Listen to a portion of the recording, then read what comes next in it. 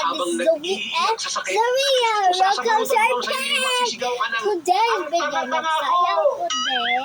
Kinalauna naman daw, dahil naawa siguro sa kanya, ay nagpadala ng $50,000 ang dati niyang fiancé. Tapos minsan ay tumawag naman daw na nasa Ecuador na rin ito, hiwalay na sa kanyang asawa at gusto makipagkita sa kanya. Ang sabi ay kinuha na raw ng pulis ang pera, kaya wala nang naiwan kahit isang sentimo. Pero mula noon ay di na raw tumawag pang muli ang kanyang fiancé. Ayon kay Julio, kahit hindi man niya nakuha ang malaking pera, masaya naman daw siya ngayon dahil pinatawad na siya ng kanyang nanay at mga anak. Isang malaking pagkakamali daw yon na matagal niya nang pinagsisihan at matagal niya nang kinalimutan.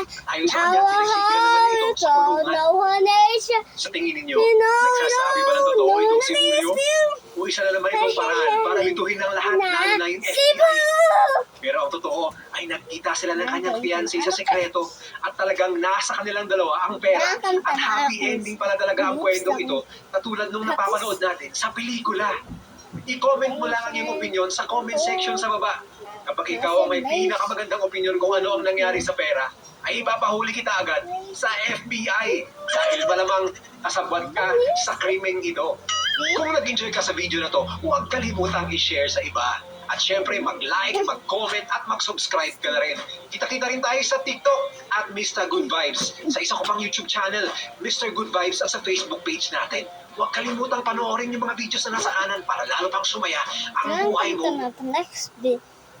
China is where millions of products come to life, a global powerhouse in manufacturing Come that fuels join the us with the industries around the Roblox. world. But when it comes to paying your Chinese suppliers, Zaria, 1, sending 2, money can 3. be a challenge.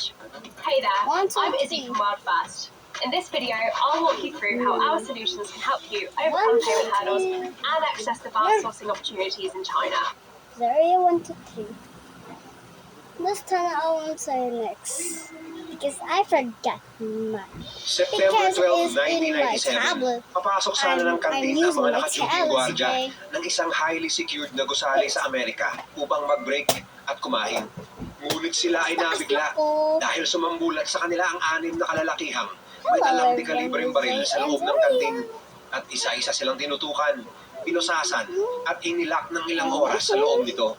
Nang sila ay nakalabas muli dahil sa dumating ng mga pulis, nalaman na lang nila na ang kanilang kumpanya ay nanakawan ng $18 million cash na walang kahirap-hirap. Di nila maintindihan kung paano ito nangyari dahil kailanman ay walang nagtagumpay na pasukin at pagnakawan ng gusali dito dahil sa tindi ng security Ako ang features. Facebook Sino is ang mga tao Zaria na sa likod Candy. nito? Paano nila Zaria masusing Candy pinagplanuhan ang Zaria pinakamalaking cash Candy robbery Limpios. sa kasaysayan ng Estados Unidos? Then, At ano ang search simpleng Zaria pagkakamali nila upang masakote Zaria ng kapulisan? Veloso Limpio. Naasab diha ako ang kuan YouTube. Sa YouTube. Ang Dunbar Armored Incorporated na nakabase sa Compton, Los Angeles, California So, ay isang kumpanya na nag-o-offer ng mga pansiguridad na services tulad